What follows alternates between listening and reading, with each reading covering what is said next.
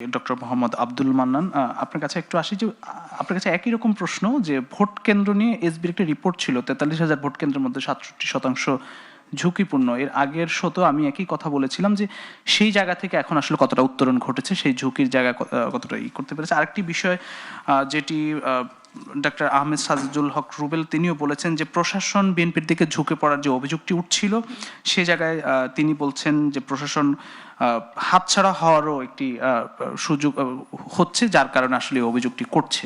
কি বলবেন? জি, আমি ধন্যবাদ জানাই। আমি রুবেল ভাইয়ের প্রশ্নের উত্তর দিয়েই শুরু করতে চাই।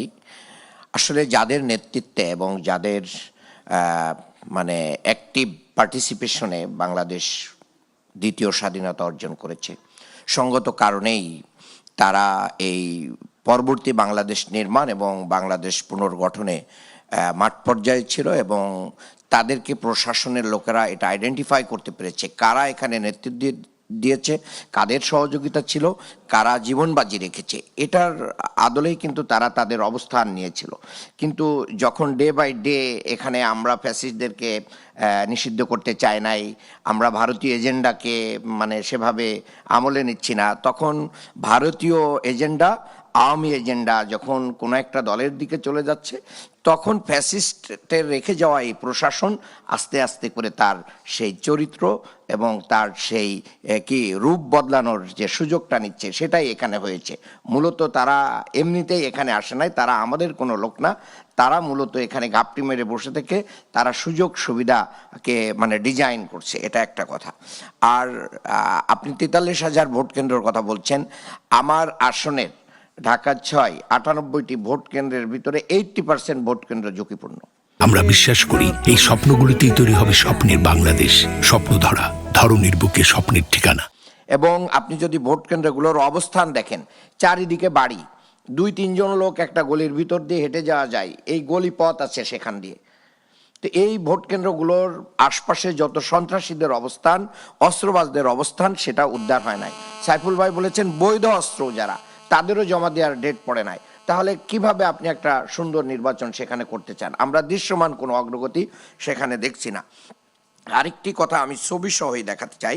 আমার আসনে নাসির উদ্দিন সর্দার লেন, কলতাবাজার এবং আমাদের নন্দলাল দত্ত রোড সহ অনেক জায়গায় গলির ভিতরে কি আছে, আগের সেই ব্যানার ফেস্টন, সেগুলো বিএনপির, এগুলো শোভা পাচ্ছে। আমি একবারে ছবি সহ এখানে দেখাতে পারি। তো এই যেগুলো শোভা পাচ্ছে এখনো থাকবে কেন? তাহলে নির্বাচন কমিশনের অনেকে বলে যে আমাদের গাড়ি তো পুরন ঢাকার গলির ভিতরে ঢোকে না, আমরা যেতে পারছি না। তাই আপনার গাড়ি না ঢুকলে আপনি কিভাবে গাড়ি নিয়ে নির্বাচন করবেন আর আমার ভোট অধিকার নিশ্চিত করবেন, আমার ভোটারের ভোট অধিকার ফিরিয়ে দিবেন? তাহলে এখানে আপনার করণীয় কি, ফার্দার কি করতে পারেন, সেটা তো আপনাকে করতে হবে। আর রাজনৈতিক দল হিসেবে তো আমাদেরও দায় আছে। আমরা কেন এতটুক নিজেদের একটা ব্যানার ফেস্টন উঠাই নিলে আমাদের কি এখানে পরাজয় হয়ে যায়? মূলত এই জায়গা থেকেও আমাদেরকেও পরিবর্তন হতে হবে। আমি আরেকটা জিনিস বলতে চাই যে দেখেন, বাংলাদেশের যে হত্যার রাজনীতি, এগুলোকে বন্ধ হওয়া উচিত। মানে সন্ত্রাসী লালন পালনের রাজনীতি বন্ধ হওয়া উচিত। আমি দেখলাম যে 5ই আগস্টের পরে বিএনপির নিজ দলের ভিতরে প্রায় 2 শতাধিক মানুষ হত্যার শিকার হয়েছে। আমি রবি ভাইকে জিজ্ঞেস করতে চাই, আপনারা ক্ষমতায় আসলে কি এই হত্যাকাণ্ডে যারা নিজ দলে নিহত হয়েছেন তাদের ন্যায় বিচার প্রতিষ্ঠিত হবে? এরপরে আমি বলতে চাই যে বাংলাদেশের বিভিন্ন জায়গায় এখন সংস্কারকে না ভোট দেওয়ার জন্য অনেকে উদ্বুদ্ধ করতেছেন। কেন? তাহলে কি এই বাংলাদেশের তরুণরা যারা জীবন দিল, আমাদের যাদের রক্ত গেল, এই আয়নাঘর, গুম খুন, পুরনো বন্দোবস্তকে আমরা ওয়েলকাম করছি কারোর প্রেসক্রিপশনে? আমরা এটা হতে দেব না, তরুণরা এটা হতে দেবে না। সেটা প্রমাণ হয়েছে যক্ষ নির্বাচনে সদ্য সমাপ্ত। তরুণরা কিন্তু আবার তাদের ভোট অধিকার প্রয়োগ করে তারা বুঝিয়ে দিয়েছে তারা সুন্দর, ন্যায় এবং ইনসাফের বাংলাদেশ চায়, এবং সেখানে তাকবীর ধ্বনি কিন্তু প্রকম্পিত হয়েছে। কাজেই যারা এটাকে মানে অন্য সংস্কৃতির কাছে নিয়ে যেতে চান, তাদের এজেন্ডা এখানে বাস্তবায়ন হবে না। আমি মনে করি আমাদের সবাইকে হা ভোটের দিকে এগোনো উচিত।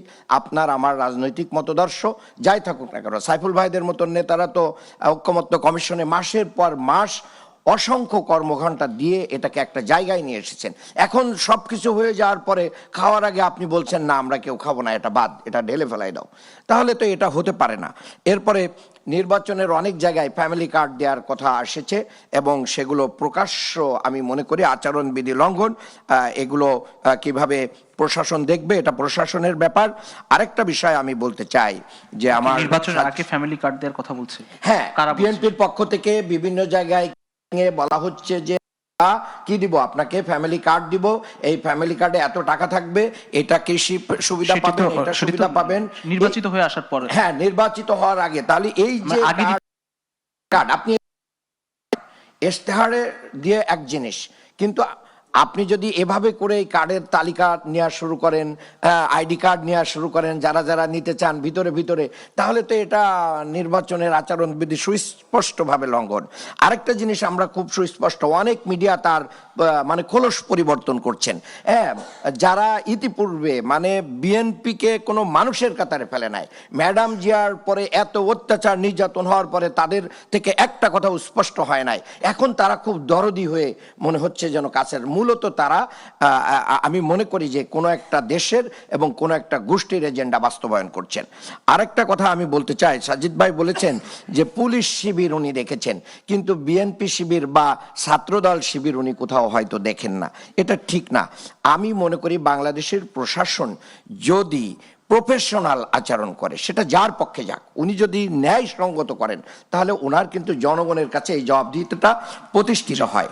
এজন্য আমি মনে করি যে আসুন আমাদের শহীদদের রক্তে যে নতুন বাংলাদেশ প্রতিষ্ঠার স্বপ্ন তৈরি হয়েছে, এই স্বপ্নকে আমরা যেন অঙ্কুরে বিনষ্ট না করে দিই। আগামী দিনে ভোট অধিকারকে আমরা মানে ওয়েলকাম করি, সেই ভোট অধিকারে যিনি নির্বাচিত হবেন তাকেই আমরা ওয়েলকাম করব। আমরা আগে সূক্ষ্ম কারচুপি, স্থূল কারচুপি ওইটা দিয়ে আমরা সরে যাব না। এবং নির্বাচনে সবার জন্য লেভেল প্লেইং ফিল্ড থাকাটা মারাত্মকভাবে জরুরি। এখনই যদি কাউকে বলা হয় যে উনি আগামী দিনের প্রধানমন্ত্রী, মিডিয়া যদি এভাবে করেন, তাহলে আপনারা চেয়ারে নিয়ে বসিয়ে দেন, ইলেকশন বাদ দিয়ে দেন, জনগণের হাজার হাজার কোটি টাকা এটা সেভ হয়ে যাক। কেন আপনারা এভাবে করেন? আবার যখন বলা হয় হলফনামায় দেখে যে আগামী দিনে এই কথাগুলো তো আমরা শুনতে চাই না, যে ইন্টারমিডিয়েট পাস একজন মানুষ আগামী দিনের প্রধানমন্ত্রী হবে। তাহলে আবার আরেকজন বলছে যে কি, যে একজন ডাক্তার, ওনার চেম্বার কোথায়? এই যে আপনারা মিডিয়া জগৎ থেকে এগুলো জনগণের কাছে খোরাক হিসেবে ছেড়ে দিচ্ছেন, আমরা এটা চাই না। আমরা ঐক্যবদ্ধ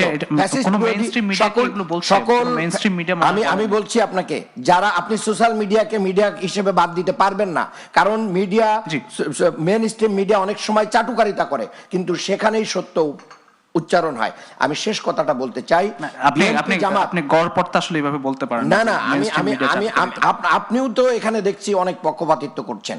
আমি সোজা সাপটা বলতে চাই, বিএনপি জামাত আমরা এই ফ্যাসিস্ট আমলে অনেকভাবে নির্যাতিত, আমরা নিগৃহীত, আমরা জীবন দিয়েছি।